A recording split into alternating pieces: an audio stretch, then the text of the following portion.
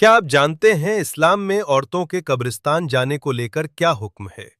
क्या ये पूरी तरह मना है या इसके पीछे कोई वजह है?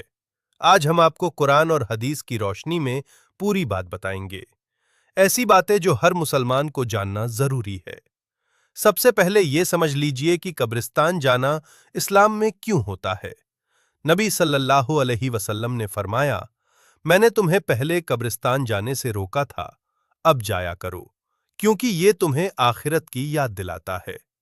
यानी कब्रिस्तान जाना मौत की याद दिलाता है, दुनिया की सच्चाई समझाता है और आखिरत के लिए तैयार करता है। अब सवाल आता है कि औरतों को क्यों मना किया गया। हदीस में आता है कि नबी सल्लल्लाहु अलैहि वसल्लम ने उन औरतों पर नाराजगी जाहिर की जो बार बार कब्रिस्तान जाती हैं। यहाँ एक बात समझना बहुत जरूरी है कि ये रोक खास तौर पर बार बार जाने पर है। अब इसके पीछे की वजह समझिए। पहली वजह, औरतें आम तौर पर ज्यादा जज्बाती होती हैं। कब्रिस्तान में जाकर रोना धोना और चिल्लाना इस्लाम में पसंद नहीं किया गया।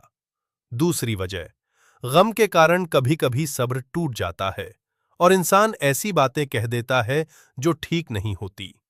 तीसरी वजह, पुराने जमाने में लोग कब्रों पर जाकर गलत तरीके अपनाते थे, जैसे जोर जोर से रोना और गैर इस्लामी काम करना, इसलिए इसको रोका गया। अब सबसे जरूरी सवाल, क्या ये पूरी तरह हराम है? इस बारे में उलमा की अलग अलग राय है। कुछ उलमा कहते हैं औरतों के लिए कब्रिस्तान जाना नापसंद है और कुछ कहते हैं अगर औरत पर्दा करे, सब्र रखे और कोई गलत काम ना करे तो कभी कभी जाना जायज है। अब सही तरीका क्या है?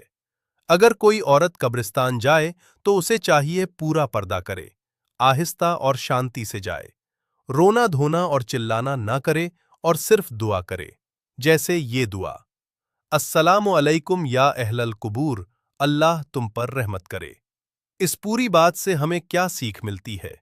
इस्लाम हर चीज में संतुलन सिखाता है, सब्र और सादगी सिखाता है और इंसान को सही रास्ता दिखाता है। तो अब आप समझ गए होंगे कि औरतों को कब्रिस्तान जाने से क्यों मना किया गया। ये सिर्फ रोक नहीं है, बल्कि एक हिकमत और समझदारी है। अगर आपने आज कुछ नया सीखा तो इसे दूसरों तक जरूर पहुंचाएं।